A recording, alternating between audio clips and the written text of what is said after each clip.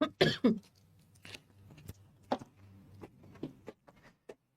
And welcome to all my champions. सारे champions को very very good morning. सभी को वेरी वेरी गुड मॉर्निंग। पहले तो मुझे बताइए, टेंस का शीट मिल गया था सबको? सैटरडे संडे छुट्टी थी, टेंस बनाया होगा आप लोगों ने। और टेंस में थोड़ा बहुत दिक्कत आता है, तो उसके लिए परेशान नहीं होना है, वीडियो सोल्यूशन देख लेना है। उसके बाद भी अगर कुछ नहीं समझ में आए तो मैं हूं ही, क्लास में पूछ सकते हो। संगम, शिवम, सचिन, रूपक, विक्रम, आशीष, अंकित, सारे चैंपियंस को वेरी वेरी गुड मॉर्निंग। चलो मेरे को बताओ पहले कि कंडीशनल तो देख ही लिया होगा आप लोगों ने। कंडीशनल सेंटेंस का वीडियो देख लिया होगा। इसका मैंने रिकॉर्डेड भेजा था और वो सारे सेंटेंसेस करवाए थे जो अभी हाल फिलहाल में प्रीवियस ईयर क्वेश्चंस के रूप में आया था। ठीक है, हो गया। अच्छा, दोनों सेट के क्वेश्चंस कुछ कुछ सेम थे। चलो कोई बात नहीं, अगर सेम भी हो जाता है रिवीजन हो जाएगा। ओके, टेंस का शीट भी दे दिया था, बना लीजिएगा। शीट को कभी बचा के नहीं रखना है, शीट को बचा बचा के नहीं रखना है, शीट को बना लेना है। ओके, और जहां भी दिक्कत आई होगी ना तो वीडियो सोल्यूशन देख लेना। वीडियो सोल्यूशन में मैंने डिटेल में समझा दिया है। अगर उसके बाद भी कोई दिक्कत आ रही हो तो क्लास में आके पूछ लेना, पूछ लेना। ओके चलो, ये हो गया। अभी हम लोग वॉइस पढ़ रहे हैं, एक्टिव और पैसिव वॉइस। ठीक है, एक्टिव और पैसिव वॉइस पढ़ रहे हैं, जिसमें मैंने उस दिन मैंने एकदम टेंस और वॉइस पढ़ाया था। ठीक है, फ्राइडे को टेंस को वॉइस को टेंस से जोड़ा था और मैंने सिंपल प्रेजेंट टेंस और सिंपल पास्ट करवा दिया था। चलो फटाफट फ्यूचर कर लेते हैं, उसके बाद फिर आगे बढ़े।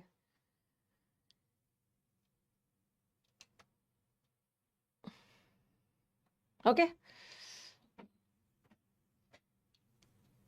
कौन सा हिमांशु? लास्ट वाला। मैम लास्ट वाला समझ में नहीं आया। कंडीशनल कौन सा सेंटेंस पूछिए, ऐसा मत बोलिए लास्ट वाला। कौन सा सेंटेंस, क्या सेंटेंस लेके आइए। अगर वैसे तो मैंने वीडियो सोल्यूशन डाल दिया, उसके बाद भी कोई दिक्कत है तो क्लास में पूछ लीजिए। अभी फ्यूचर वाला बचा है।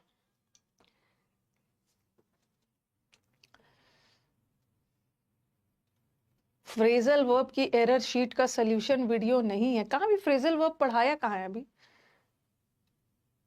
आपका टेंस में रूपक पूरा राइट हुआ है, वेरी गुड।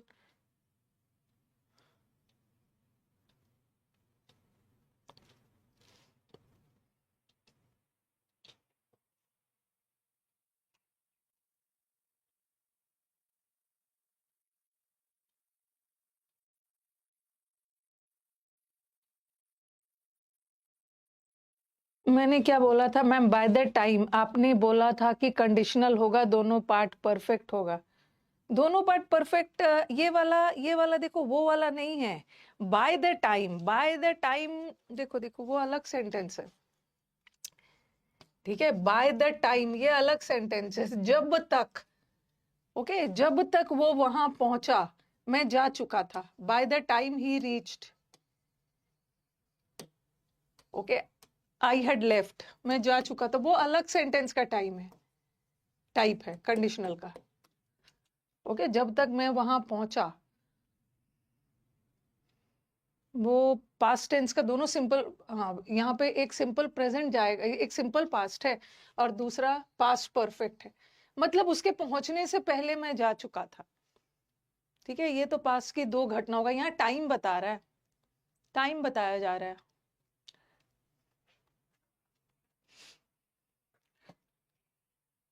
चलो टेंस एंड वॉइस का फ्यूचर वाला करवा देती हूँ। फ्यूचर में तो दो का पैसिव नहीं बनता, फटाफट लिख लीजिए फिर आगे बढ़ेंगे। फ्यूचर टेंस कर रहे हैं हम लोग। प्रेजेंट टेंस में क्या किए थे? Is am are plus V3। Simple past में वॉज और were plus V3। Present continuous में is am are plus being plus V3। उसी तरह पास्ट कंटिन्यूअस में was were plus being plus V3। Present perfect में हैज हैव प्लस V3 और past perfect में had plus been plus V3। उसी तरह simple future. जिन बच्चों की आज पहली क्लास है ना, काइंडली रिकॉर्डेड देखना शुरू करिए। ठीक है, अभी हम लोग बैच में थोड़ा आगे निकल गए हैं, बीच में अगर आप आओगे तो फिर आपको समझने में दिक्कत होगी। फ्यूचर कंटिन्यूअस, बस ये थोड़ा सा करके फिर और आगे बढ़ेंगे। फ्यूचर परफेक्ट, और फिर फ्यूचर मैंने प्रेजेंट वाला करवा दिया था और पास्ट वाला भी करवा दिया था। उसी का फ्यूचर लिख दे रही हूँ फटाफट। उस दिन हम लोग का टाइम ओवर हो गया था।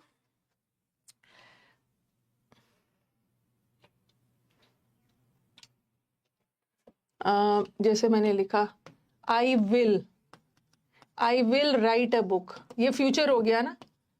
उसी सेंटेंस का मैं फ्यूचर सिंपल फ्यूचर बना रही हूँ, इसी का फ्यूचर कंटिन्यूअस बना रही हूँ। आई will be writing a book, मैं एक बुक लिख रहा हूँगा, और मैं एक बुक लिख चुका हूँगा।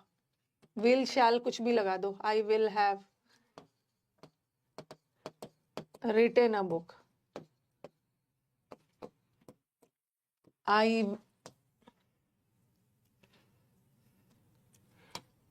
जो बच्चों की पहली क्लास है ना, रिकॉर्डेड देखिए, क्योंकि आज आपको समझने में दिक्कत होगी, अभी हम बीच में हैं। I will have been writing a book. Batch का 2 मंथ्स हो गया, 2 मंथ से भी ज्यादा हो गया। रिकॉर्डेड देखिए, I will have been writing a book for 2 weeks, मैं 2 हफ्तों से बुक लिख रहा हूँगा। अब देखो, प्रेजेंट कंटिन्यूअस में तो 2 का पैसिव नहीं बन रहा है, लेकिन फ्यूचर में एक फ्यूचर कंटिन्यूअस का भी नहीं बनता है, और फ्यूचर में फ्यूचर परफेक्ट कंटिन्यूअस का भी पैसिव नहीं बनता है, सिर्फ एक्टिव बनता है, दोनों का पैसिव नहीं बनता है। बट सिंपल फ्यूचर का बनता है। सिंपल फ्यूचर का पैसिव क्या लगा के बनाओगे? विल या शैल प्लस, और विल शैल तो मॉडल वर्ब है, और मॉडल वर्ब के बाद तो V3 नहीं लगा सकते हैं, बट हमें पैसिव में V3 लगाना है, तो हम क्या करेंगे, बीच में बी लगा देंगे और तब V3 लगा देंगे।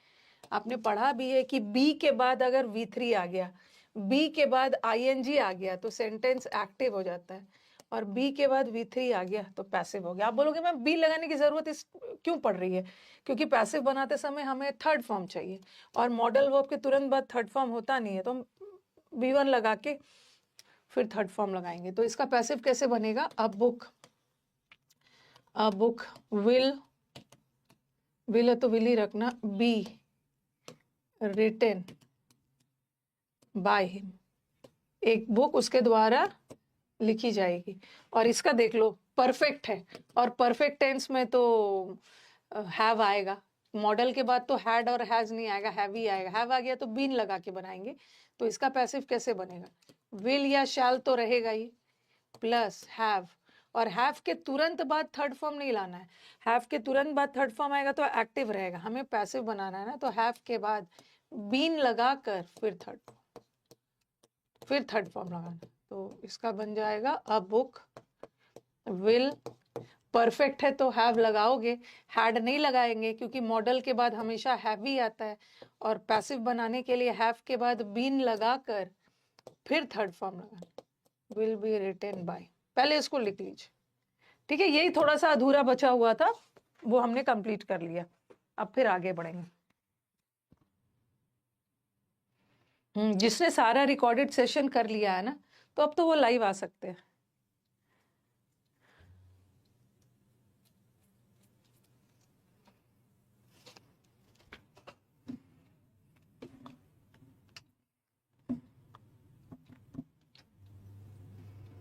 पहले आप लिखो, उसके बाद बताऊंगी कि इसका पैसिव क्यों नहीं बनता है।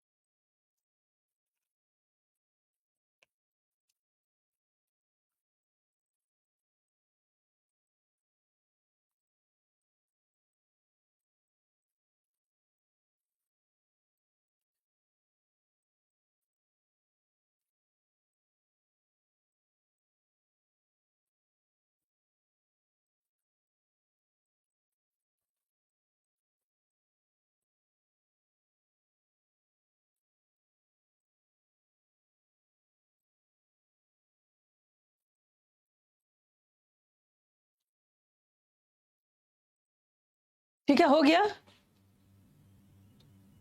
आई will write a book, I will be writing a book, I will have written a book. क्या करेक्शन के लिए बोल रहे हैं? Simple future, future continuous, future perfect, future perfect, I will have been writing a book. क्या correction के लिए बोल रहे हो? अच्छा, हिम। अच्छा, सॉरी सॉरी सॉरी सॉरी, हाँ आई है ना, sorry. Book will be written by me, sorry, गलती से मैंने हिम लगा दिया। आई का मी बनेगा ना, सही। आप अब करेक्ट कर लेना। ये पता नहीं कहाँ पे था वो।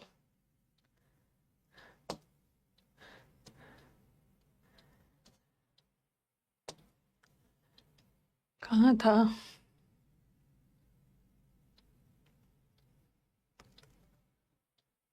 आई थिंक लिख लिया होगा ना, गायब हो गया वो।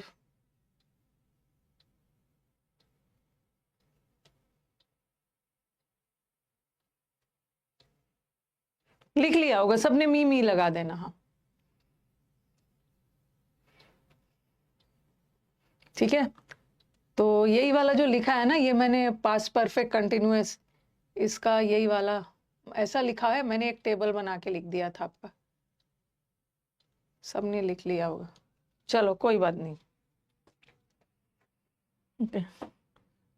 आई की जगह मी लगा लेना। अब स्टूडेंट बोल रहे हैं कि मैम इसका क्यों नहीं पैसिव बनेगा? जैसे मैंने लिखा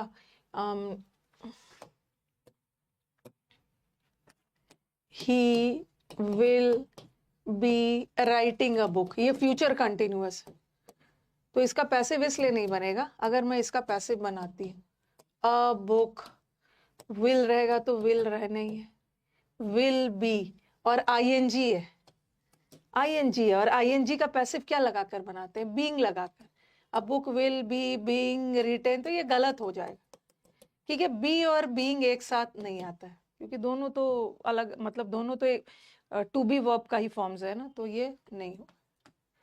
अगर फ्यूचर परफेक्ट का भी बनाना हुआ मुझे, अ बुक विल, ठीक है, अ बुक विल बी, अच्छा sorry, a book will B, कहाँ चला गया? बी है तो बी रहेगा, फिर हैव है तो बीन रहेगा, अ बुक विल बी, मतलब अटपटा सा हो जाएगा।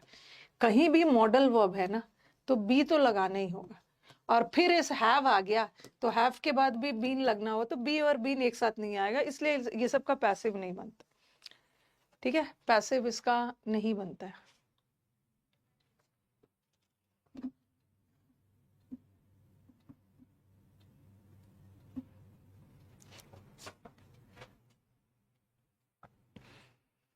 चलो, हाँ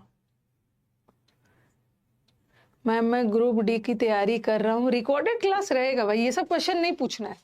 ये जो बैच है आपके पास 1 साल तक रहेगा।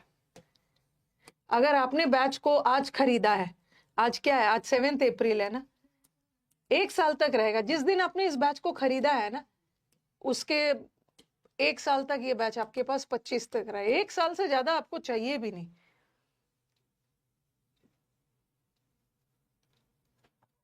School is open on Sunday, school खुला रहता है संडे को, ये पैसिव नहीं है, पैसिव इज ओपन है, इज ओपन, स्कूल खुला रहता है, तो ये पैसिव होगा ही, ये एक्टिव ही है, क्योंकि यहाँ का ओपन V3 है ही नहीं, एडजेक्टिव है, ठीक है। चलो यहाँ तक क्लियर हो गया।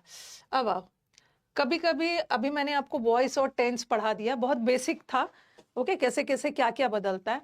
और एक दो चीज आपको बतानी है, कि मैंने क्या बताया कि जब भी वाक्य में कोई मॉडल वर्ब आ गया, कोई भी मॉडल वर्ब आ गया, तो उसका पैसिव बी प्लस V3 लगा के बनाते हैं।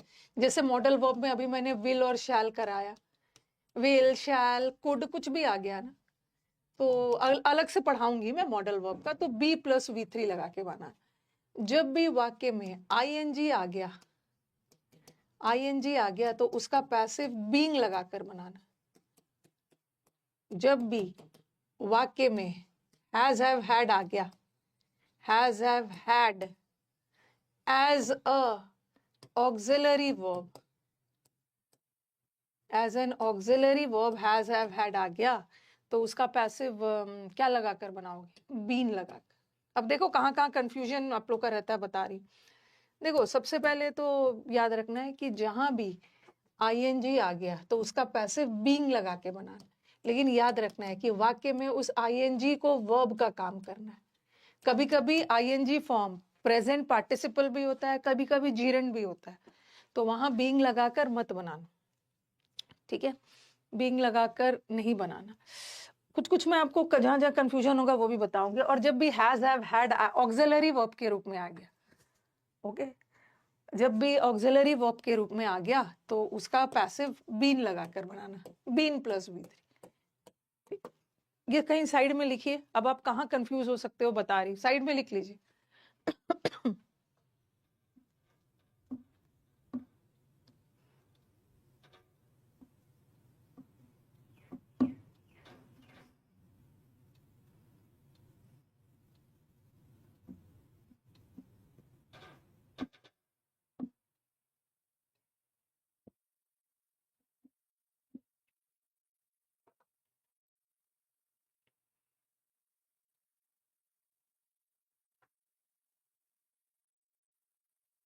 हो गया ये?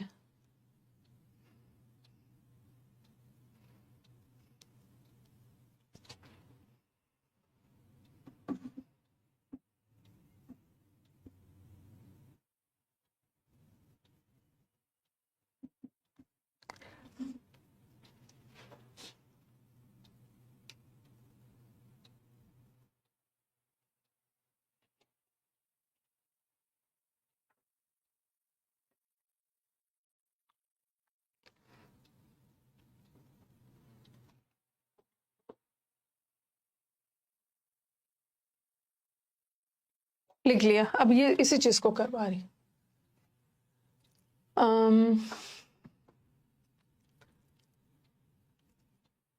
याद रखना है ना कि ये जो बीइंग है, ये जो बीइंग है कभी कभी वाक्य में मेन वर्ब का काम भी करता है, और कभी कभी बीइंग जीरेंड भी होता है, और कभी कभी बीइंग प्रेजेंट पार्टिसिपल भी होता है।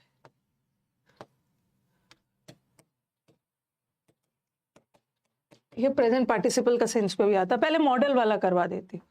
देखो ये वाला जो एरिया है ना, मैं देखती हूँ बच्चे बनाते वक्त यहाँ पे कंफ्यूज होते हैं। सबसे पहले जब भी मॉडल वर्ब आ गया तो उसका पैसिव तो बी प्लस बी3 लगाना, इसमें तो कोई बहुत ज्यादा प्रॉब्लम नहीं है। जैसे मैंने लिखा we will do the work, मैं मॉडल वर्ब का अलग से पढ़ाऊंगी आपको, इसमें आपको कंफ्यूजन नहीं है। We will do the work, ये हमारे वाक्य का सब्जेक्ट है, ये वर्ब है और ये ऑब्जेक्ट है, तो इसका क्या लगा के बनाओगे? द वर्क, द वर्क है। और फ्यूचर है तो आप भी फ्यूचर रखोगे। और मॉडल वर्ब के तुरंत बाद तो V3 नहीं आता है, डू का थर्ड फॉर्म डन होता है, तो हम बी लगा देंगे, the work will be done by him. उसी तरह अगर विल की जगह शुड रहता, अगर वाक्य में ऐसा रहता we should do the work, मतलब कहने का मतलब यह है ना कि जहां भी मॉडल वर्ब आ गया तो उसमें बी लगा के बनाना, तो इसका क्या बनेगा? The work should be done by us, us. देखो यहाँ पे मॉडल वर्ब था ना, विल आ गया, शैल आ गया, कैन आ गया, कुड आ गया, माइट आ गया, मस्ट आ गया। कोई भी मॉडल वर्ब आया तो उसमें बी जरूर लगाना, क्योंकि मॉडल वर्ब के तुरंत V3 नहीं लगता है। हम हैज के तुरंत बाद V3 लगा सकते हैं, हैड के बाद लगा सकते हैं, ठीक है, हैव के बाद लगा सकते हैं, लेकिन मॉडल वर्ब के बाद V3 नहीं लगा सकते। और पैसिव में हमें V3 ही लाना है, तो बीच में बी लगा देंगे। उसी तरह ये एक्टिव था और इसका हम पैसिव बना रहे हैं, और मॉडल वर्ब के तुरंत बाद तो V3 नहीं लगाएंगे, बी लगा के V3, बी लगा के V3, ठीक है? तो इसमें तो बहुत ज्यादा कंफ्यूजन नहीं है। अब मैं दूसरा बताती हूँ। वैसे मैं मॉडल वर्ब अलग से करवाऊंगी।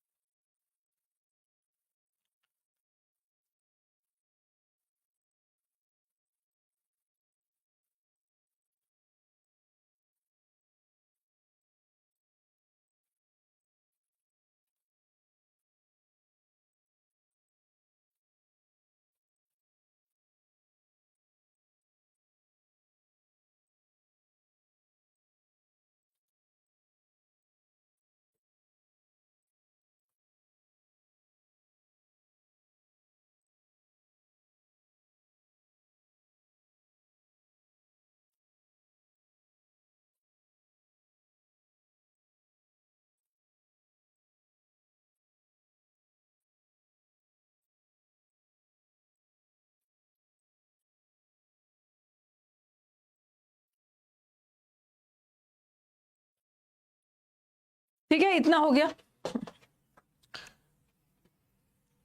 अब मैंने लिखा he is reading a book, और मैंने क्या बताया कि जब भी वाक्य में आईएनजी आ गया, ओके, जब भी वाक्य में आईएनजी आ गया ना, तो उसका पैसिव बीइंग लगाकर बनाना। ठीक है, बीइंग लगाकर बनाना, बशर्ते कि आईएनजी वर्ब हो। यहाँ पे आईएनजी वर्ब है ना, ये is am are auxiliary verb है, और यहाँ का आईएनजी मेन वर्ब है, तो यहाँ तो बीइंग लगाकर बनेगा अ बुक। ये हमारे वाक्य का सब्जेक्ट है, ये वर्ब है, और ये ऑब्जेक्ट है। ऑब्जेक्ट को सब्जेक्ट बना लिया। एक बुक है तो एक ही रखना, टेंस मत बदलना। अ बुक इज बीइंग लगाना, बीइंग, क्योंकि आईएनजी का पैसिव बनाने के लिए बीइंग लगेगा। और रीड का थर्ड फॉर्म रेड होता है, बाय हिम। चलो, यहाँ का आईएनजी वर्ब था, तो मैंने बीइंग लगाकर बनाया। अब मैंने लिखा ही केप्ट,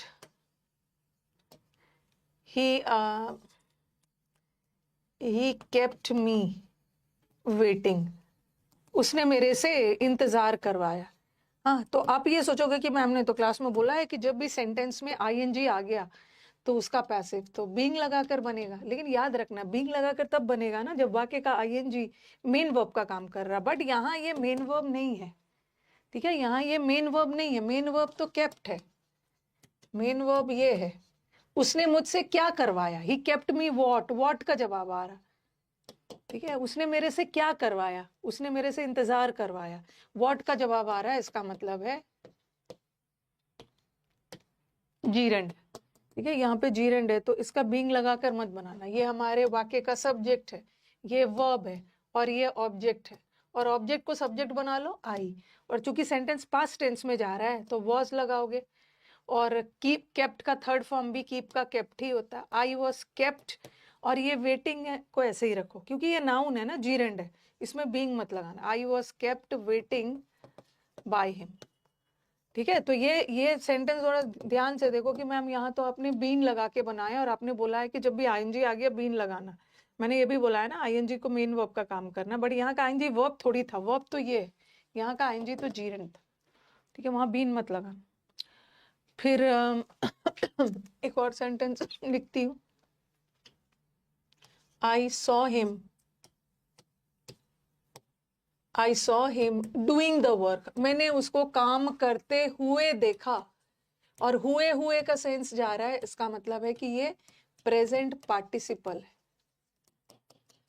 प्रेजेंट पार्टिसिपल। और यहाँ भी आई बीइंग मत लगाना, क्या होगा, ये हमारा ऑब्जेक्ट है और ये सब्जेक्ट है, तो इसका क्या हो जाएगा, ही वॉज, पास्ट टेंस है तो वॉज। सॉ का थर्ड फॉर्म थी seen, he was seen doing the work,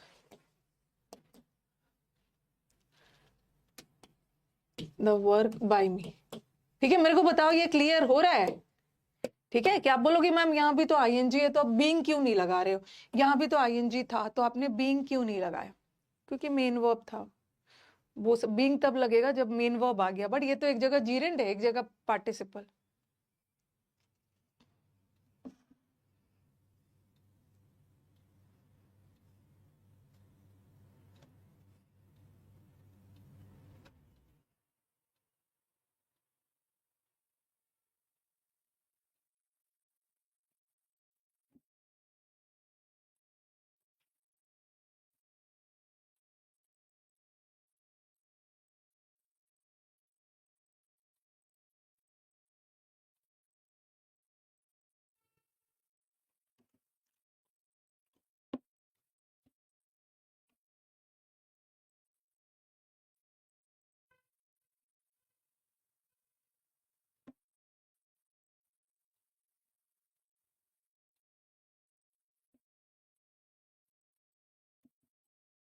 okay, he was scene doing the work में, ये भी चलो यहाँ भी कंफ्यूजन मत करना।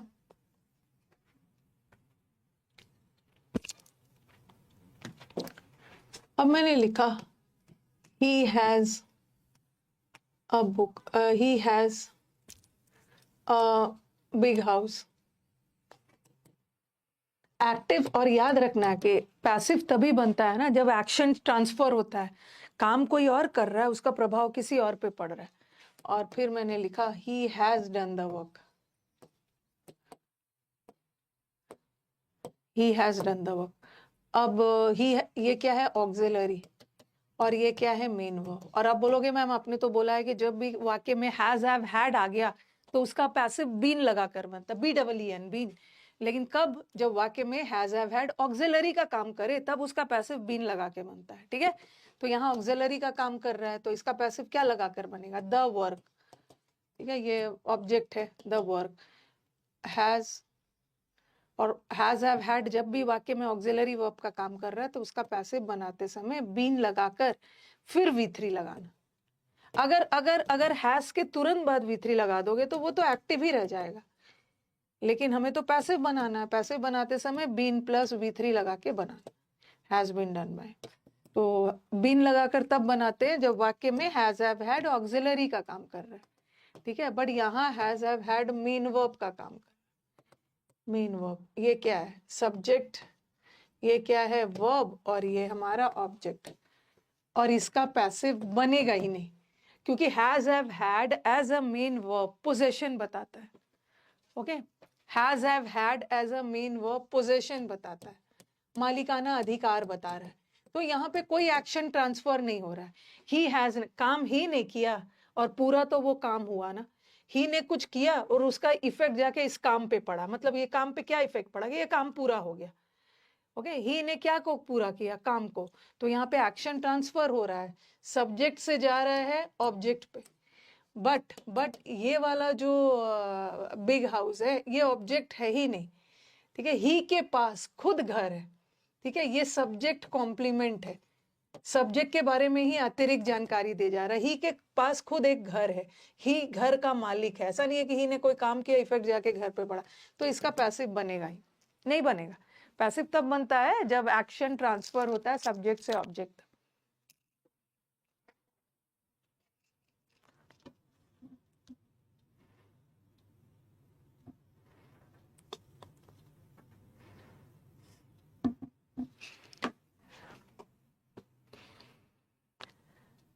हाँ, अभी और बता रही हूँ। एक, he has a big house, उसके पास एक बड़ा सा घर था। तो ही के द्वारा यहाँ कोई काम नहीं किया गया। नीचे वाले सेंटेंस में ही के द्वारा कुछ किया गया ना, क्या कुछ किया तभी तो जाके वर्क पूरा हुआ। नीचे वाले का पैसिव बनेगा बट ऊपर वाले का, उसके पास एक बड़ा घर है। घर होने में कोई क्रिया नहीं हो रही है, ओके। यहाँ का हैज पोजेसिव स्टेटिव वर्ब है, और सॉरी पोजेशन बता रहा है, पोजेशन बता रहा है, पैसिव नहीं बनेगा। तो ये मत समझ लेना ना कि आपने तो बोला है कि मैम जब भी हैज हैव हैड आ गया ना तो उसका पैसिव बीन लगा के बनाते हैं। यहाँ आपने लगाया क्योंकि हैज आ रहा था, और यहाँ नहीं लगाया क्योंकि यहाँ का हैज मेन वर्ब है, ठीक है। यहाँ का हैज मेन वर्ब है, यहाँ ऑक्सिलरी था। नहीं नहीं, अब big house has been possessed कहाँ से लगा देंगे पोजेस का नहीं बनेगा।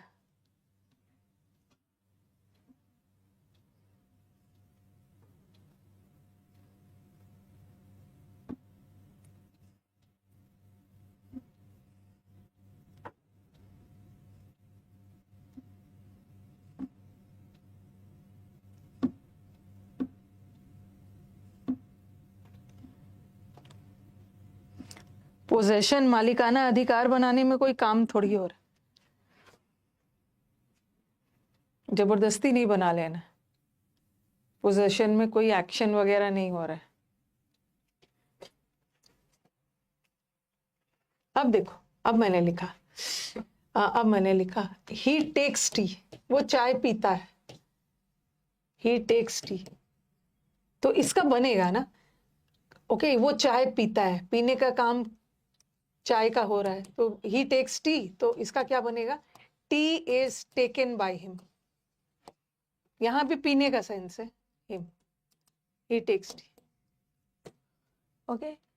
और अभी मैंने लिखा, या अगर मैंने लिखा ही टुक टी रहता, ही टुक टी, उसने चाय पिया, काम उसने किया बट पिया तो चाय को गया, तो चाय को उसके द्वारा पिया गया, तो वॉज लगा दूंगी, वॉज लगा दूंगी। अगर सपोज मैं लिखूं ही हैड टी, ठीक है, जरा देखना सेंटेंस।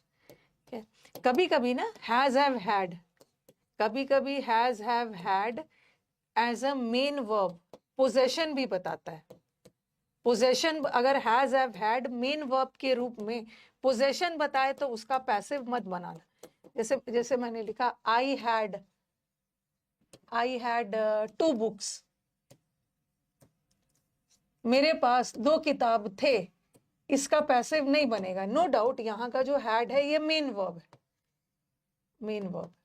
बीन लगने का तो सवाल ही नहीं है।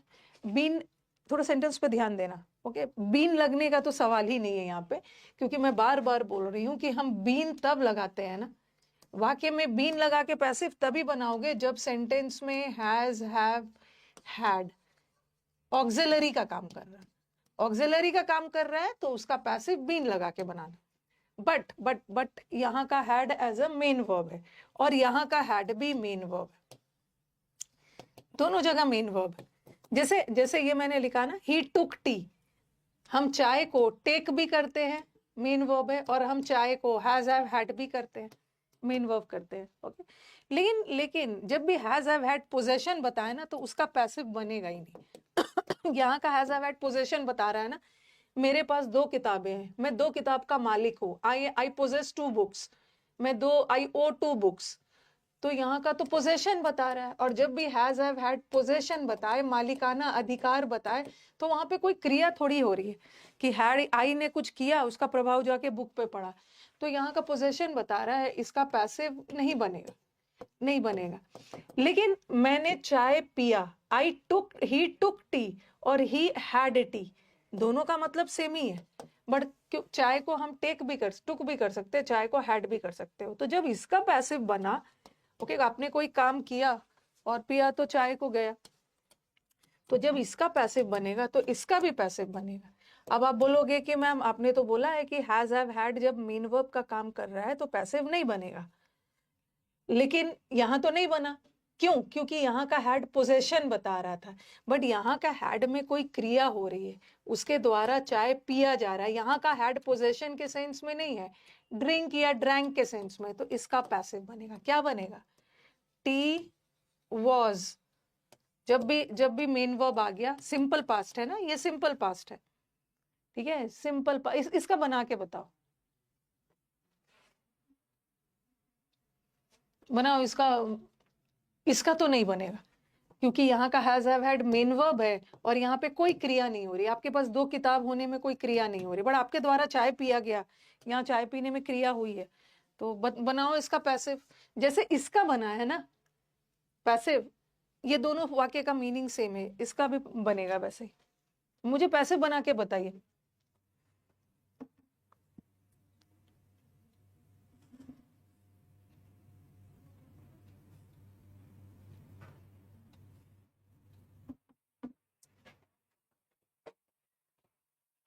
ड्रंकन, ड्रिंक कहाँ है कि ड्रंकन कर रहे हो? ड्रिंक नहीं है।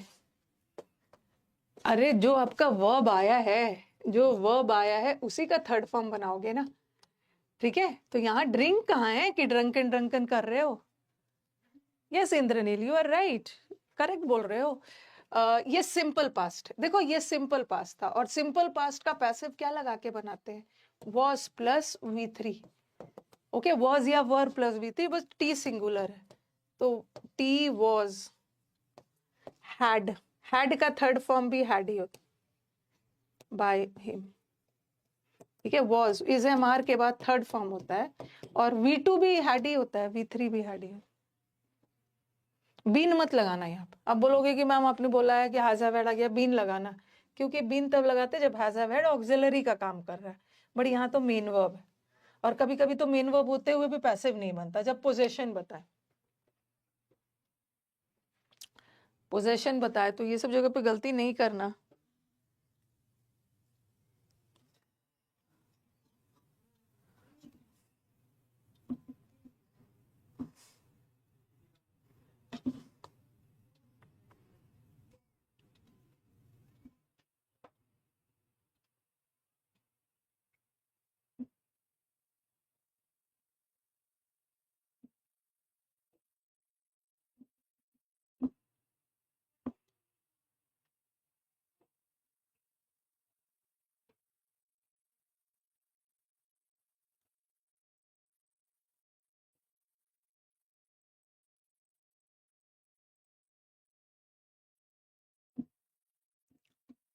ठीक है। अब एक चीज और, कभी कभी सेंटेंस में ऐसा होता है कि दो ऑब्जेक्ट आ जाता है। ओके, एक मिनट, अभी तक मैंने आपको जितना सेंटेंस में सब्जेक्ट दिया, मतलब जितना भी सेंटेंस दिया, वहां पे एक ही ऑब्जेक्ट था। बट ये भी लिखियो, अगर कभी कभी देखो, मैंने आपको बताया है जब मैं आपको फर्स्ट डे पढ़ा रही थी, ये जो ऑब्जेक्ट होता है ना, ऑब्जेक्ट या तो वर्ब का होता है या तो प्रेपोजिशन का होता है। दो तरह का ऑब्जेक्ट होता है, एक ऑब्जेक्ट वर्ब का होता है, एक ऑब्जेक्ट प्रेपोजिशन का होता है। मैंने लिखा he gave a book to Ram. He gave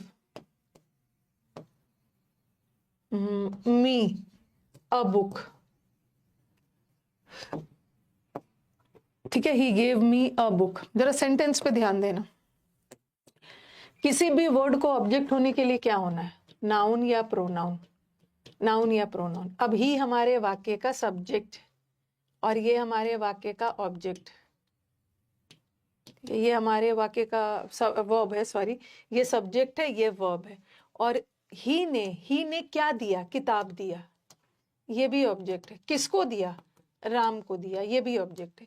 इस वाक्य में दो ऑब्जेक्ट है, एक ऑब्जेक्ट वर्ब का है, ठीक है, जो वर्ब के तुरंत बाद आए वो वर्ब का ऑब्जेक्ट है। और ये देखो, ये क्या है, प्रेपोजिशन है, तो ये जो ऑब्जेक्ट है ये प्रेपोजिशन का है। तो ये वाक्य ऐसा है ना कि इसमें दो ऑब्जेक्ट आया है, एक ऑब्जेक्ट वर्ब के तुरंत बाद जो ऑब्जेक्ट आ रहा है वो वर्ब का ऑब्जेक्ट है, और जो प्रेपोजिशन के बाद आ रहा है वो प्रेपोजिशन का ऑब्जेक्ट है। जरूरी नहीं है कि प्रेपोजिशन का ऑब्जेक्ट आए, कभी कभी वर्ब में कभी कभी, जैसे मैंने लिखा ही गेव अ बुक, और फिर मैंने लिखा, कभी कभी वर्ब का ऑब्जेक्ट भी अकेला आ सकता है। जरूरी नहीं है कि सेंटेंस में एक ऑब्जेक्ट वर्ब का रहेगा, एक प्रेपोजिशन का रहेगा। कभी कभी प्रेपोजिशन का ऑब्जेक्ट नहीं होता है, सीधा वर्ब का होता है, और कभी कभी वर्ब का ऑब्जेक्ट नहीं होता है, प्रेपोजिशन का ऑब्जेक्ट होता है।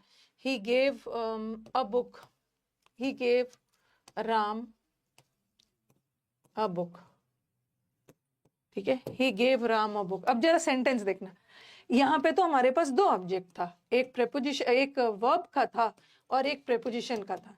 बट यहाँ पे देखो, यहाँ पे एक ही object, he gave a book, he ने बुक दिया। बट यहाँ ही ने किसको बुक दिया, राम को। तो यहाँ पे दो ऑब्जेक्ट है, एक राम भी है, ठीक है, ये वर्ब है, एक राम भी है और एक बुक भी है। तो ये वाक्य में एक ही ऑब्जेक्ट है, और किसका, वर्ब का।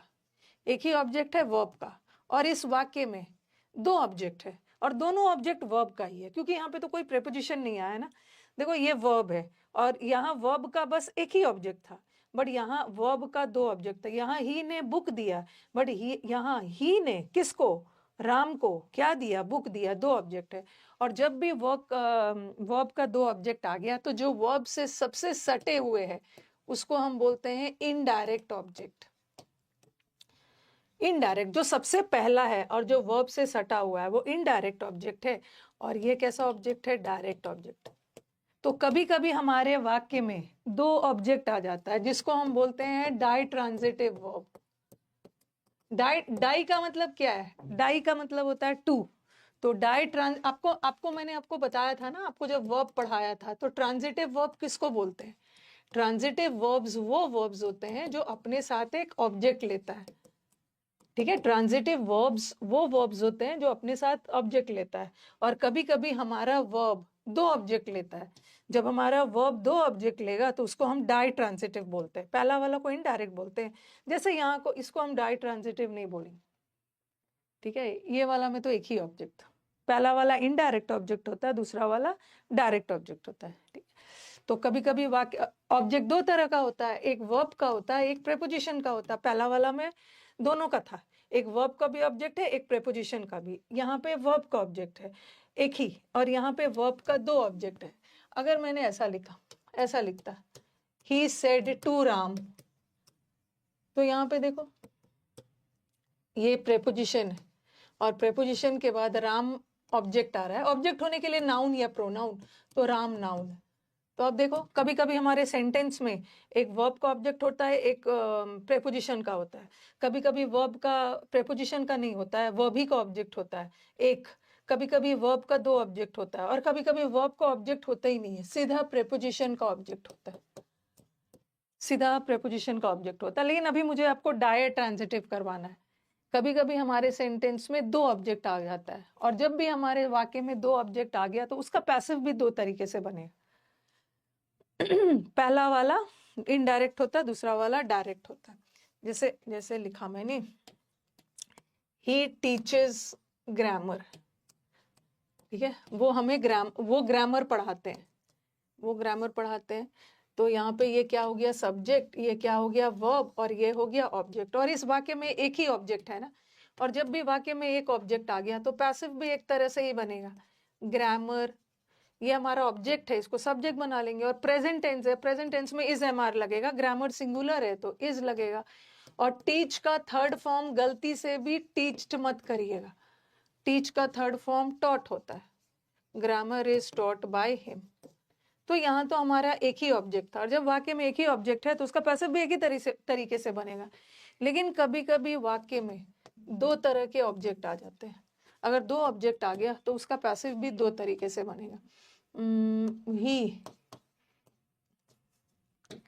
ही टीचेस अस ग्रामर, ऊपर वाला में सिर्फ एक ही ऑब्जेक्ट था ना, वो ग्रामर पढ़ाते हैं, बट वो हमें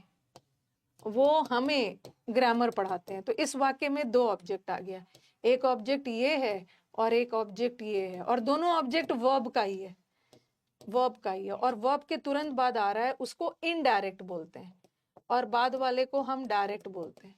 और जब भी वाक्य में दो तरह का ऑब्जेक्ट आ गया तो उसका पैसिव भी दो तरीके से बनेगा। पहले आप बोर्ड की तरफ देखो, बोर्ड की तरफ देखना, बोर्ड की तरफ देखो कि मैम ये क्वेश्चन है, अब इसमें दो ऑब्जेक्ट आ गया तो इसका पैसिव भी दो तरीके से बनेगा। अगर हम अस को सब्जेक्ट बनाते हैं, क्योंकि ऑब्जेक्ट ही सब्जेक्ट बनता है, तो अस का क्या हो जाएगा, वी हो जाएगा, वी, ठीक है, वी। और प्रेजेंट टेंस है तो वी के साथ आर लगेगा, we are taught, we are taught क्या, ग्रामर, ग्रामर बाय हिम, एक ये भी बनेगा। अगर हम इस ऑब्जेक्ट को सब्जेक्ट बनाते हैं तो वी लगाएंगे, अगर हम ग्रामर को सब्जेक्ट बनाते हैं तो वी तो प्लूरल है, वी के साथ तो आर लगाओगे, बट ग्रामर के साथ आर नहीं लगाओगे, ग्रामर के साथ इज लगाओगे, ग्रामर इज टॉट, ठीक है। और इसको भी तो यूज करना है, तो ग्रामर इज टॉट अस नहीं लगाओगे, ग्रामर इज टॉट अस नहीं होगा, टॉट के साथ पैसिव में टू लगता है, grammar is taught to us by him. कहने का मतलब है, जरा सेंटेंस पे पहले ध्यान देना, कहने का मतलब है कि जब वाक्य में दो ऑब्जेक्ट आ गया, एक ऑब्जेक्ट आएगा तो एक ही तरह से पैसिव बनेगा, एक ही तरह से पैसिव बनेगा। जब दो ऑब्जेक्ट आ गया ना तो इसका पैसिव हम दो तरीके से बना सकते हैं, ठीक है। या तो अस को लेते हैं तो वी लगाएंगे, वी के साथ आर, अगर ग्रामर को लेते हैं तो इज लगाएंगे। पहले आप इसको लिखिए, उसके बाद अगर दोनों ऑप्शन आ गया है तो कैसे चूज करना है वो सब बताओ।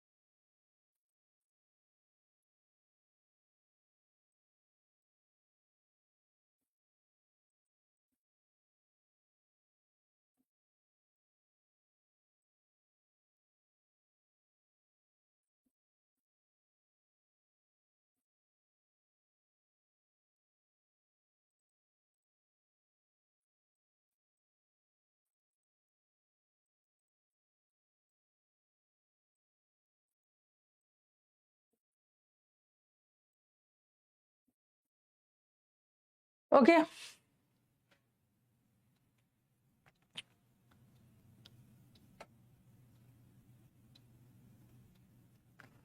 ओके हाँ, अरे डाउट जो भी है पूछ डालिए, डाउट जो भी है ना, एक आध डाउट वगैरह क्लास में ही पूछ के खत्म करिए। डाउट क्लास का वेट करना ही नहीं है। डाउट क्लास में तो मॉक्स वाले डाउट्स आते हैं, जो बच्चे मॉक्स देते हैं या कुछ अलग से पढ़ रहे हैं वो सब पूछते हैं। अगर मैंने जो पढ़ाया है उसमें डाउट कुछ आया तो क्लास में ही पूछ के खत्म करिए। अब देखो, दो तरीके से पैसिव बन सकता है। अगर आप बोलोगे जैसे मैंने लिखा, एक और सेंटेंस देती हूँ, मैंने लिखा ही गेव अ रिंग, ठीक है, ये एक सेंटेंस है। और दूसरा लिखा मैंने ही गेव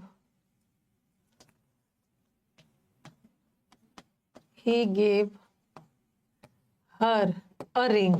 ही ने रिंग दिया, यहां तो एक ही ऑब्जेक्ट है, थोड़ा बोर्ड पे ध्यान दीजिएगा। ही गेव अ रिंग, तो यहाँ पे तो हमारे पास एक ही ऑब्जेक्ट है ना, ये वर्ब है और एक ही ऑब्जेक्ट। जब भी एक ही ऑब्जेक्ट है तो पैसिव भी तो एक ही तरह से बनेगा। अ रिंग ये ऑब्जेक्ट है, इसको सब्जेक्ट बना लिया, और सेंटेंस में सिंपल पास्ट है, और सिंपल पास्ट का पैसिव क्या लगा के बनता है, वॉज या वर प्लस V3। तो एक रिंग है तो वॉज लगा दोगे, बहुत सारा होता तो वर लगा देते। गिव का third form given by him, he का हिम बन गया। तो यहाँ तो कोई इश्यू नहीं है, यहाँ तो एक ही तरीके से बनेगा। लेकिन यहाँ पे दो ऑब्जेक्ट आ गया, दो ऑब्जेक्ट आ गया तो उसका पैसिव दो तरीके से बनाएंगे। एक तो ऐसा बना सकते हैं, अगर हर को लेते हैं तो शी लगा दो, she was given a ring bye her by him, ऐसे भी बन सकता है। और एक पैसिव ये भी बन सकता है, अगर रिंग को लेते हैं तो a ring was given him नहीं होगा, a ring was given him नहीं होता, a ring was given to him, उसको कोई चीज दिया गया, sorry her, a ring was given to her by him. अब आप बोलोगे कि मैम जब भी दो ऑब्जेक्ट आ गया तो पैसिव तो दो तरीके से आप बना रहे हो। अगर सपोज एग्जाम में किसी एक ही तरीके से आया हुआ मिलेगा आपको, लेकिन सपोज अगर एग्जाम में दोनों आ गया, सब चीज तो ठीक है सेम है, दोनों आ गया, ओके, तो आप बोलोगे मैम हम कौन से ऑब्जेक्ट को प्रायोरिटी देंगे। सपोज ऐसा क्वेश्चन मतलब ऐसा ऑप्शन आ गया और आप कंफ्यूज हो जाओगे कि दो ऑब्जेक्ट है, दोनों तरीके से तो पैसिव बन सकता है, तो किसको प्रायोरिटी देंगे। सपोज ऐसा आ गया है तो हम किसको प्रायोरिटी देते हैं, हम उस ऑब्जेक्ट को प्रायोरिटी देते हैं, प्राथमिकता देते हैं जो वर्ब के नजदीक हो। ठीक है, वर्ब के नजदीक कौन है, हर है, तो हम इसको टिक करेंगे, शी को।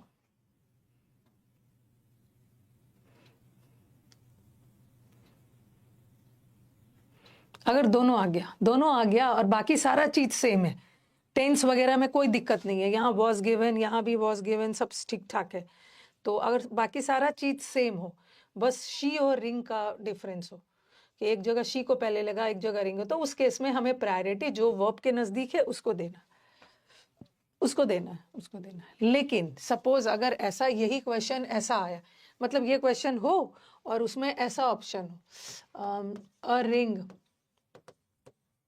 was given to her by him, एक ऑप्शन ऐसा आ गया और एक ऑप्शन ऐसा आ गया, she is given a ring by him। और आप बोलोगे कि मैम आपने तो बोला है कि जब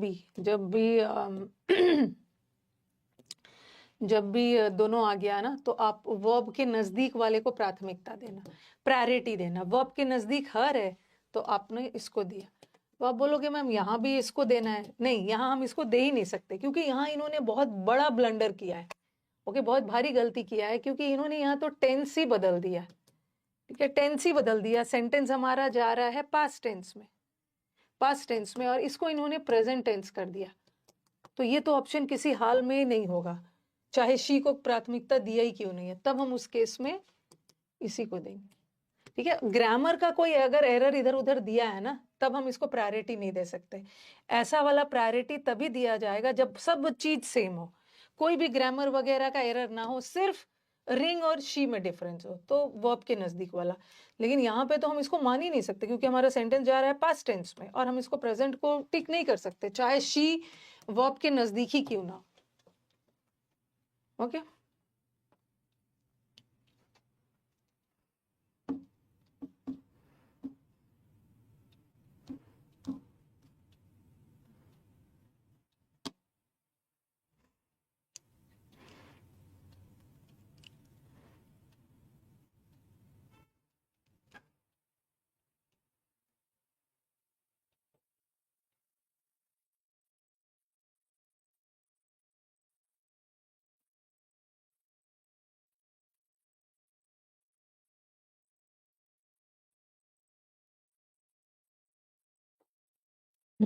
टेंस का एरर है कभी, जैसे ये मैंने वो दिया था she teaches us grammar,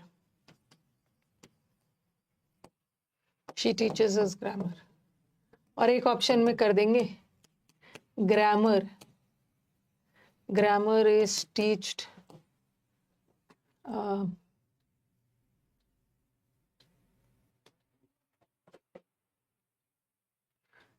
grammar is taught to us by her, और एक ऑप्शन में डाल देंगे। अब बोलोगे कि मैम ये अस है ना, ये वर्ब के नजदीक है तो हमें इसको प्रायोरिटी देना है। वी आर टीच्ड ग्रामर बाय हर। अब देखो आपके दिमाग में आएगा कि अस है तो हमें वी को प्रायोरिटी देना है, वी वाले को देना है। हम दे सकते थे वी वाले को प्रायोरिटी, बट चलो यहाँ टेंस सेम है, टेंस तो इन्होंने चेंज नहीं किया क्योंकि पिछले वाला में मैंने टेंस बदल दिया था, लेकिन यहाँ पे टेंस तो इन्होंने सही रखा है। प्रेजेंट टेंस है तो यहाँ भी प्रेजेंट टेंस, यहाँ भी प्रेजेंट टेंस रखा है। लेकिन टीच का थर्ड फॉर्म टीच थोड़ी होता है, तो हम इसको नहीं देंगे, इसी को देंगे, इसी को देंगे। तो यू हैव टू सी, देख लेना है, ठीक है। हमें प्रायोरिटी वर्ब के नजदीक वाले को ही देना है, लेकिन वर्ब के नजदीक वाले को देना है, ये भी देखना है कि ग्रामर का कोई एरर ना हो। अगर ग्रामर का कोई एरर आ गया, थर्ड फॉर्म गलत लगा दिया या टेंस का एरर कर दिया है, और नो डाउट जो ऑब्जेक्ट है वर्ब का नजदीक वाला भी है, बट हम इसको टिक नहीं करेंगे, हम इसी को टिक करेंगे।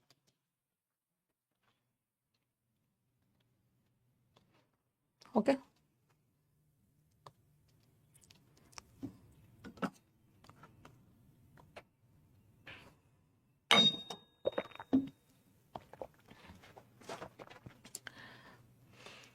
ठीक है।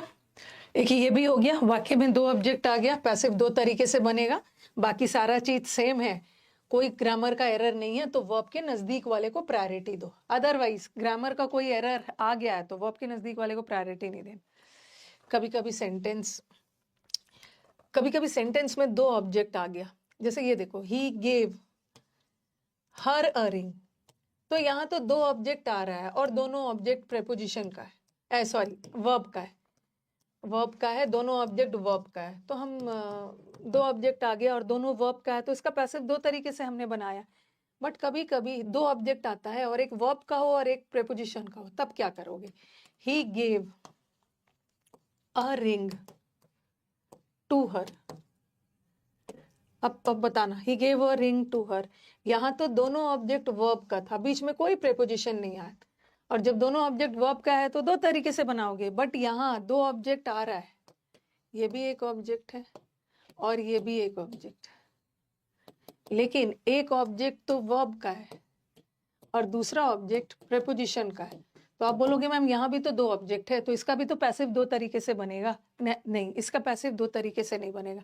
पैसिव दो तरह से बनेगा तभी जब दो ऑब्जेक्ट आए और दोनों ऑब्जेक्ट वर्ब का हो, ठीक है। लेकिन यहाँ तो वर्ब का एक ही ऑब्जेक्ट, दूसरा वाला तो प्रेपोजिशन का ऑब्जेक्ट, तो यहाँ पे वर्ब के ऑब्जेक्ट से ही बनाओगे, इससे नहीं बनाओगे।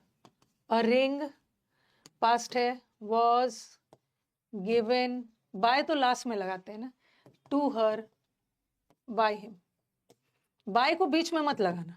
A ring was given by him to her, नहीं, बाय हमेशा लास्ट, ठीक है। तो यहाँ एक ही बनेगा, she was given a ring तब होता ना, इसमें होता है, लेकिन यहाँ एक ऑब्जेक्ट है प्रेपोजिशन का, प्रेपोजिशन के ऑब्जेक्ट से नहीं बनेगा, वर्ब के ऑब्जेक्ट से बनेगा, एक ही तरीके से बनेगा। A ring was given to her by him. तो चलो बताओ, ये क्लियर हो गया ऑब्जेक्ट वाला केस?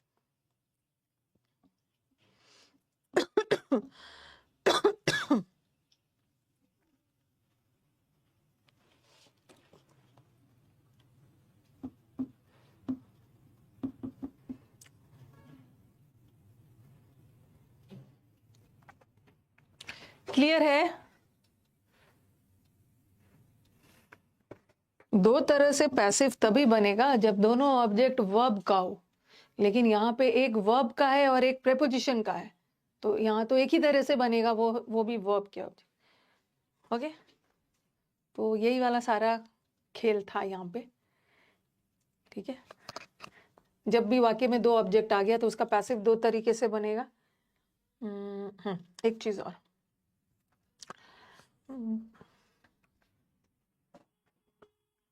ये भी पॉइंट नोट करना है। जनरली हम लोग अपना मॉडल वर्ब नहीं बदलते हैं। शुड है तो शुड ही रखेंगे, वुड है तो वुड ही रखेंगे, मे है तो मे ही रखेंगे, बट विल शैल में बदलता है। अब मैंने लिखा she will tell the truth, वो हमें सच्चाई बताएगी। ये भी थोड़ा सा ध्यान रखना है, ठीक है। और ये हमारे सेंटेंस का सब्जेक्ट है, ये वर्ब है और ये ऑब्जेक्ट है। ठीक है, मॉडल और ट्रूथ से बनाएंगे। द ट्रूथ ऑब्जेक्ट है, इसको हमने सब्जेक्ट बना लिया। और विल है तो विल ही रखेगा, विल।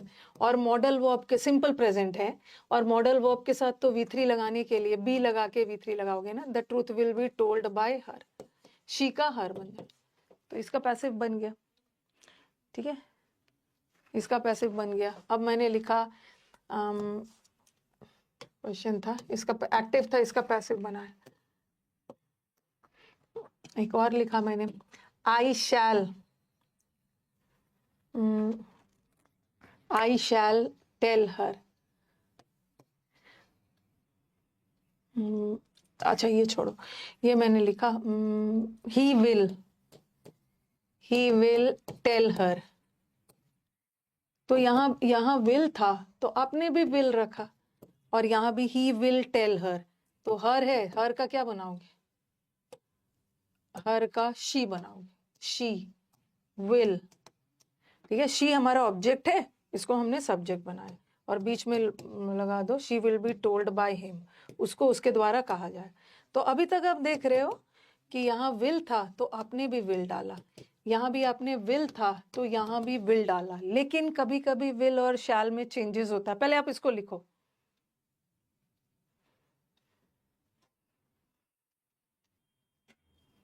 कभी कभी पैसिव से एक्टिव भी आ जाता है, उसमें क्या उल्टा कर देना है। She will be told by her, sorry, the truth will be told by her, तो अब इसको हर को शी बना देना, she will tell the truth, उल्टा हो जाएगा।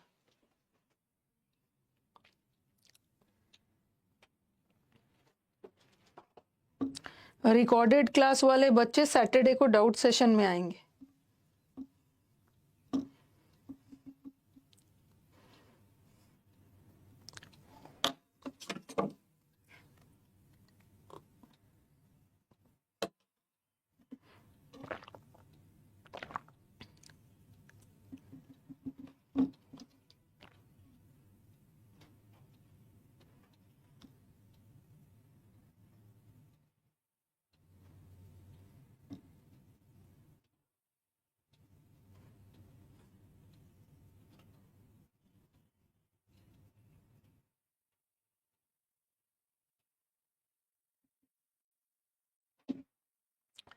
ठीक है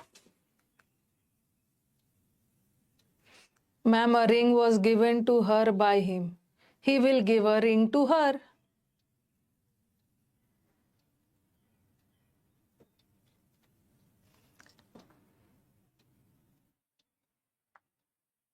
ठीक है, ये हो गया। तो विल ही रहा, कहीं भी चेंज नहीं होता है, लेकिन कभी कभी ऐसा भी आ जाता है। मैंने लिखा आई शैल टेल द ट्रूथ। अब बोलोगे कि मैम विल तो विल ही रहा, विल ही रह जाता है, तो शैल को भी तो शैल रहना चाहिए। ठीक है, क्योंकि वहां पे मैंने दोनों को थर्ड पर्सन लगाया था।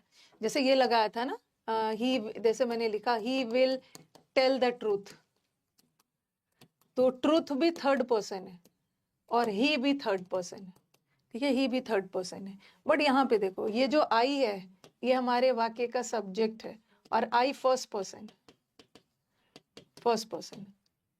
ठीक है, आई और वी फर्स्ट पर्सन होता है और ट्रूथ थर्ड पर्सन है, ये भी नाउन है थर्ड पर्सन में। तो यहाँ तो शैल लगा है तो आप इसका वही करोगे, द ट्रूथ एक ऑप्शन में देंगे, द ट्रूथ शैल बी, आपके दिमाग में आएगा ना कि मैम शैल है तो शैल ही रखना है ना, the truth shall be told by me, एक ऑप्शन में ये देंगे और एक ऑप्शन में ऐसा देंगे, the truth will be told by me. क्या का डिफरेंस है, बाकी सारा चीज तो सेम ही है, सिर्फ शैल और विल का डिफरेंस है। और आपके दिमाग में आएगा कि पिछला 2 सेंटेंस आपने जो बनाया है वहां तो आपने विल को विल रखा, तो यहाँ भी तो शैल को शैल रखना चाहिए ना, लेकिन यहाँ पे ऐसा सेंटेंस आ गया ना, एक फर्स्ट पर्सन आ गया और एक थर्ड पर्सन आ गया, ठीक है। तो नो डाउट मैंने मॉडल वर्ब में आपको पढ़ाया था कि फर्स्ट पर्सन के साथ शैल विल दोनों लगा सकते हैं, बट जब भी एक्टिव पैसिव बनाते हैं, ओके, जब भी एक्टिव पैसिव बनाते हैं तो यहाँ तो आई था तो आई के साथ मैंने शैल लगाया, ठीक है, लेकिन अब मैंने अपना सब्जेक्ट ट्रूथ को बनाया और ट्रूथ थर्ड पर्सन है, तो थर्ड पर्सन के साथ शैल मत लगा, थर्ड पर्सन के साथ विल लगाना, विल विल विल लगाना, क्योंकि एक्टिव पैसिव में और इंटरोगेटिव सेंटेंस में, प्रश्नवाचक सेंटेंस में शैल का यूज सिर्फ आई और वी के साथ होता है, बट यहाँ तो ट्रूथ थर्ड पर्सन, ठीक है, तो यहाँ चेंज हो जाएगा।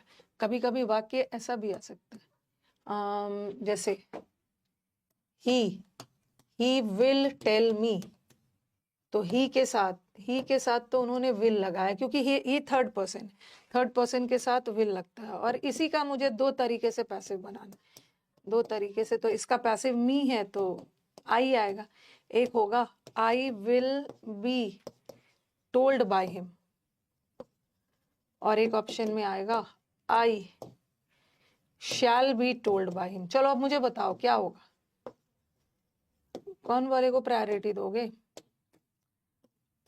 क्योंकि आप बोलोगे मैम यहाँ भी तो विल है, ठीक है, ही के लिए विल लगा, बट अब तो मैंने मी फर्स्ट पर्सन को, मी को आई बनाया और आई के साथ विल, शैल शैल।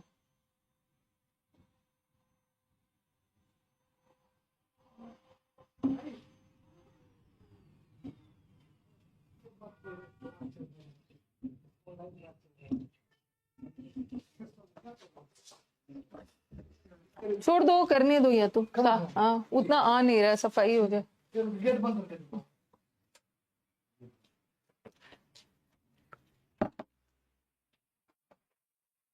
आई के साथ विल मत लगाना, आई के साथ शैल लगाना, ठीक है, लेकिन यहां मैंने जो ऑब्जेक्ट था ना ट्रूथ, उसको सब्जेक्ट बनाया और ट्रूथ थर्ड पर्सन है, थर्ड पर्सन के साथ शैल नहीं लगेगा, थर्ड पर्सन के साथ विल लगेगा, विल, लेकिन यहां मैंने आई को बनाया, आई फर्स्ट पर्सन है, फर्स्ट पर्सन के साथ शैल। एक और सेंटेंस दे रही हूं,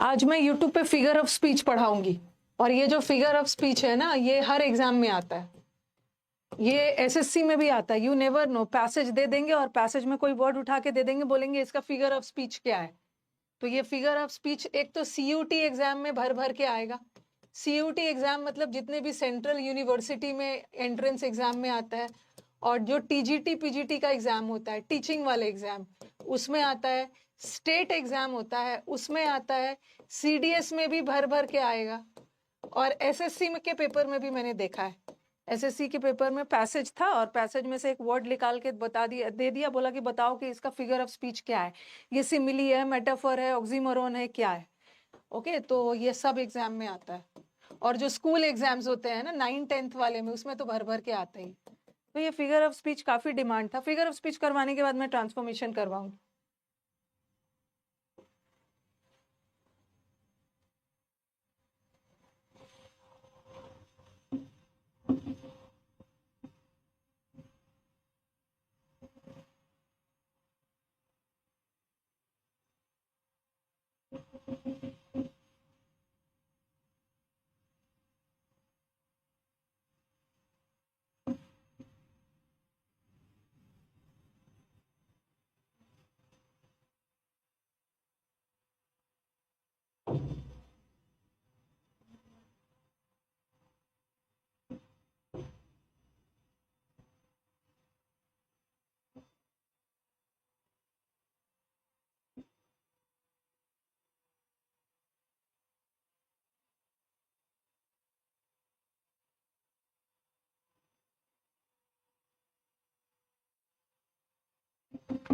ठीक है, और दे रही हूँ अनुप्रास अलंकार, हाँ वही वाला।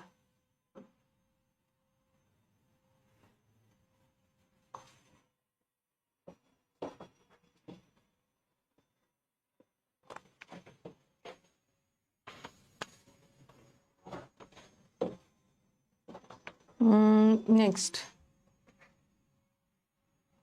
कुछ कुछ बैच में ना, बहुत सारे बैच में ऐसे बच्चे भी हैं, ठीक है, बैच में ऐसे बच्चे भी हैं जो एसएससी की तैयारी ना करके हमारे टीजीटी पीजीटी एग्जाम्स की तैयारी करते हैं, ठीक है, स्टेट एग्जाम्स की तैयारी कर रहे हैं और डिफरेंट डिफरेंट एग्जाम्स की तैयारी करते हैं। तो उन बच्चों के लिए थोड़ा सा हट के मैं रिकॉर्डेड डलवा दूंगी, पंचुएशन का भी आपको रिकॉर्डेड वीडियो डलवा दूंगी, ठीक है। पंचुएशन आपके एसएससी में नहीं आता है, टीजीटी पीजीटी स्टेट एग्जाम्स ये सब में आता है, ठीक है। और आपके बैच में मैं वो डलवा दूंगी रिकॉर्डेड, फिगर ऑफ स्पीच भी डलवा दूंगी, ठीक है। फिर आपके बैच में पढ़ लेना, जिसको पढ़ने का मन है पढ़ लेना, पोइटिक टेक्निक्स भी डलवाऊंगी, ओके। और ट्रांसफॉर्मेशन तो लंबा चलेगा, ट्रांसफॉर्मेशन तो मैं पहले यूट्यूब पे पढ़ा लूंगी अच्छे से, और वही वीडियो मैं बैच में भी डलवा दूँ, ओके। तो ये सब स्पेसिफिक एग्जाम्स में आता है, लेकिन इंग्लिश पढ़ रहे हो तो मैं नहीं चाहती हूँ कि ये 2-4 टॉपिक्स की वजह से आपको कहीं दूसरा जगह कोर्स लेने की ज़रूरत पड़े। वैसे मुझे नहीं लगता है कि अब बाकी टीचर का देख लेना, लेकिन कोई टीचर पढ़ाते हैं, क्योंकि जहाँ तक मैं जानती हूँ ना, जो टीचर ने कोर्स में, किसी टीचर ने खास करके एसएससी में जो टीचर पढ़ाते हैं या जो टीचर बैंकिंग पढ़ाते हैं, तो किसी के बैच में आपको ये सब मिलने वाला नहीं है, ओके। तो क्योंकि ये मेन और एग्जाम्स में आता है, ओके, तो कहीं आपको मिलने वाला नहीं है ये punctuation, figure of speech, poetic techniques, transformation of sentences नहीं मिले, बच्चे ढूंढ ढूंढ के पागल हो गए। लेकिन इसलिए पढ़ा दे रही हूँ क्योंकि हम लोग के बैच में स्टूडेंट्स इंग्लिश पढ़ने आते हैं, और एसएससी बैंकिंग के अलावा यहाँ TGT PGT state exam CUT सबके बच्चे हैं, तो ये तो मैंने पढ़ा दिया। ट्रांसफॉर्मेशन वही सिंथेसिस ऑफ सेंटेंसेस, ठीक है, सिंथेसिस ऑफ सेंटेंसेस, तो ये सारा मैं आपके बैच में डलवा दूंगी, टेंशन नहीं लेने का है इसका भी अलग से। बाकी नाउन प्रोनाउन तो पढ़ रहे हो, आपके एसएससी एग्जाम्स में figure of speech, sorry parts of speech आता है, जनरली पार्ट्स ऑफ स्पीच आता है। पार्ट ऑफ स्पीच में मतलब शब्द भेद, पार्ट ऑफ स्पीच में क्या आता है, noun, pronoun, adverb, adjective, article, conjunction, preposition, ये सब आता है, ठीक है, वर्ब, टेंस, ये सब पढ़ाना है, तो वो तो पार्ट्स ऑफ स्पीच होता है। लेकिन हम फिगर ऑफ स्पीच भी पढ़ लेंगे, क्योंकि कहीं कहीं पे मैंने देखा है, ठीक है, अगर 1 नंबर का भी आपके एसएससी में फिगर ऑफ स्पीच पूछ दिया तो आपके एग्जाम में 1 नंबर पे सिलेक्शन आपका रुक जाता है, पॉइंट से सिलेक्शन रुक जाता है। पेड मैं पहले इसको यूट्यूब पे डिटेल में पढ़ाऊंगी, ओके। यूट्यूब पे आपको पता है कि यूट्यूब पे भी मैं अपने स्टूडेंट्स को यही सोच के पढ़ाती हूँ ना कि ये भी मेरा पेड ही बच्चा है, यूट्यूब पे डिटेल में पढ़ाऊंगी, और वही सब वीडियोस मैं यहाँ पे डलवा दूंगी, फिगर ऑफ स्पीच। पंचुएशन तो मैंने पढ़ा दिया है, पंचुएशन ऑलरेडी पढ़ा दिया है, उसका रिकॉर्डेड डलवा देती। टीचिंग एग्जाम्स में भर भर के आता है। सीयूटी के पेपर मैंने लास्ट ईयर का देखा ना, सेंट्रल यूनिवर्सिटी, अब दिल्ली यूनिवर्सिटी में या और भी कोई सेंट्रल यूनिवर्सिटी बीएचयू वगैरह में भी आप लेना चाहते हो, तो वहाँ तो अब 12th के मार्क्स पे होता नहीं, अब तो एंट्रेंस एग्जाम देना होता है। तो पिछले साल मैंने पोइटिक टेक्निक्स और यहाँ से भर भर के देखा, क्वेश्चंस पूछा गया। हाँ, DSSB में भी आता है, DSSB में भी आता है, तो पढ़ लेना है इसको भी, बारी बारी से सब पढ़ा दूंगी। ऐसा इस चैनल पे ना कोई ऐसा चीज नहीं हो जो बच्चा बोले कि मैम ये मिसिंग है। DSSB में भी आता है, दिल्ली सबऑर्डिनेट। ये पढ़ा रही थी, हाँ, एक सेंटेंस ऐसा आ गया, will she tell us the truth, will she tell us the truth, क्या वो हमें सच्चाई बताएगी। अच्छा, सिंपली लिखती हूँ, will she tell the truth, will she tell the truth. तो ये भी थर्ड पर्सन है, शी भी थर्ड पर्सन है। फर्स्ट पर्सन में कौन आता है, जो बोल रहा है वो फर्स्ट पर्सन है। फर्स्ट पर्सन में मैं एंड हम, मैं का प्लूरल हम, सेकंड पर्सन में यू आता है, और थर्ड पर्सन में कौन आता है, मैं बोल रही हूँ, मैं फर्स्ट पर्सन हूँ, आप लोग सुन रहे हो, आप सेकंड पर्सन है। और थर्ड पर्सन में कौन आता है? ही, शी, दे, इट, सब ट्रूथ वगैरह भी सब थर्ड पर्सन।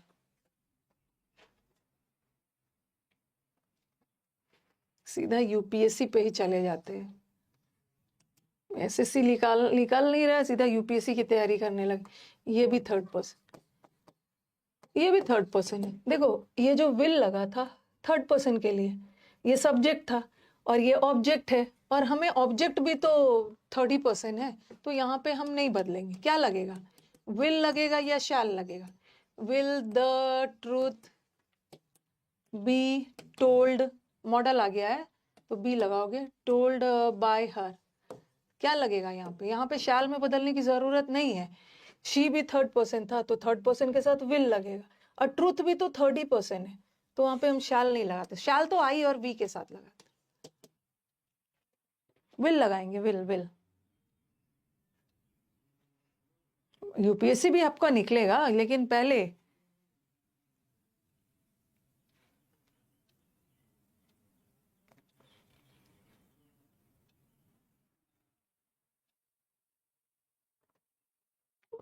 एसएससी निकाल के तो दिखाओ।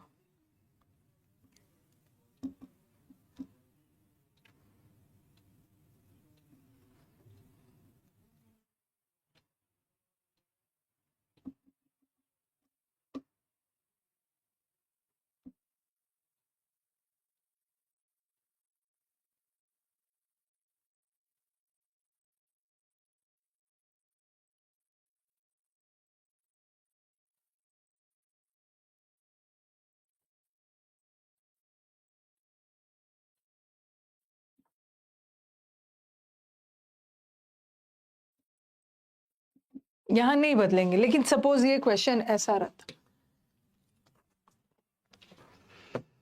सिर्फ एक्टिव पैसिव पढ़ा नहीं देना। सबसे बड़ा कंफ्यूजन होता है एक्टिव पैसिव में, बच्चों को कंफ्यूजन जहां पे होगा उसको क्लियर करना, कि मैम अगर ऑप्शन में ऐसा भी आ गया तो फिर किसको टिक करेंगे? विल शी टेल, क्या वो हमें सच्चाई, क्या वो सच्चाई बताएगी? अब मैं यहाँ पे दो ऑब्जेक्ट लिख रही हूँ, will she tell us the truth, क्या वो सच्चाई बताएगी? और यहाँ पे क्या वो हमें सच्चाई बताएगी? अब इस सेंटेंस में दो ऑब्जेक्ट आ गया है, अस भी है और ट्रूथ भी है, तो यहाँ पे थोड़ा सा ध्यान रखना है। अगर आप अस को लेते हो, पहले अस का ही शी बनेगा, तो यहाँ पे शैल लगाना, क्योंकि अस का ही वी बनेगा। ठीक है, अस का ही वी बनता है ना, और वी फर्स्ट पर्सन है, तो ये और फर्स्ट पर्सन के साथ विल नहीं लगता, शैल। शैल वी बी टोल्ड, क्योंकि मॉडल वर्ब है, मॉडल वर्ब के साथ तो बी लगा के थर्ड फॉर्म लगाओ। और प्रश्नवाचक सेंटेंस है, इसलिए इन्वर्जन करना है, सब्जेक्ट से पहले verb. Shall we be told the truth by her. ठीक है, अगर अगर वी को यूज करते हो तो शैल लगाना, लेकिन अगर आप ट्रूथ को यूज करते हो एज अ सब्जेक्ट तो ट्रूथ के साथ विल लगाना। हाँ, इनका हो गया है, हम्म, इनका हो गया है, पेमेंट कर दूं? साफ सफाई से कर दिया? आपने ये देख लिया है पूरा? इनका बोला आपसे, आपने इसको बुक किया था नहीं नहीं, सेकंड में। हाँ, वो क्या है उसका? बुलाओ, एक मिनट बुलाओ।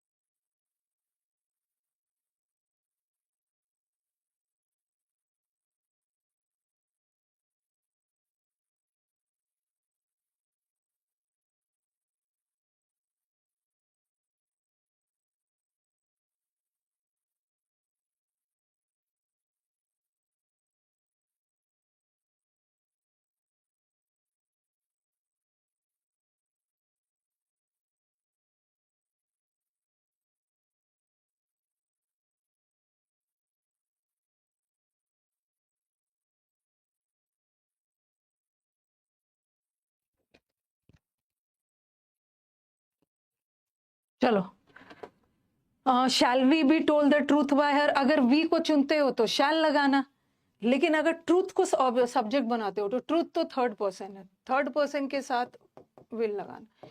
Will the truth be told, passive voice में टोल्ड के साथ टू लगाना, will the truth be told to us by her. ठीक है, तो कहने का मतलब है ना कि फर्स्ट पर्सन के साथ शैल लगाना और थर्ड पर्सन के साथ विल लगाना। will।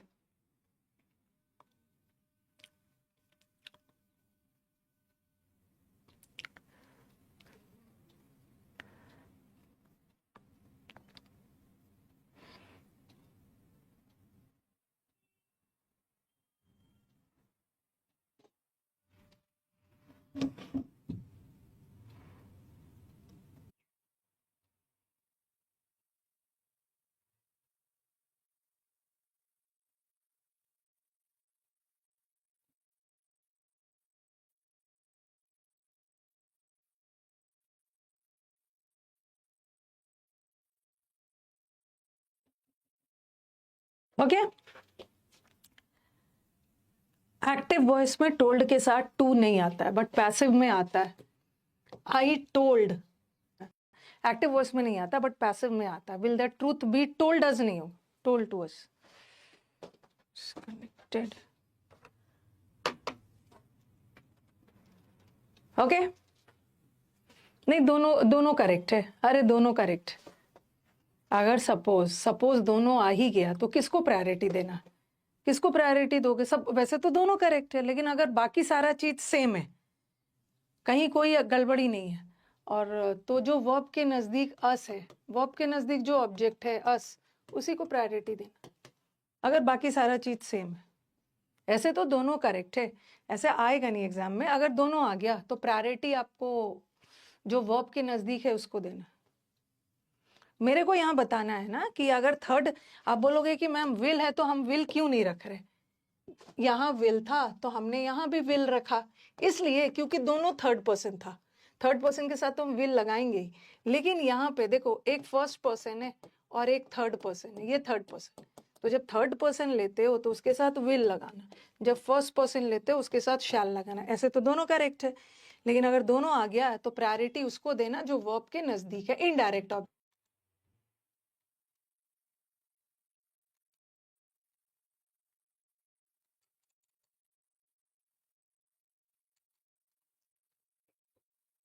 थोड़ा सा बीच में नेटवर्क इशू आ गया था, नेटवर्क इशू था। क्लियर है?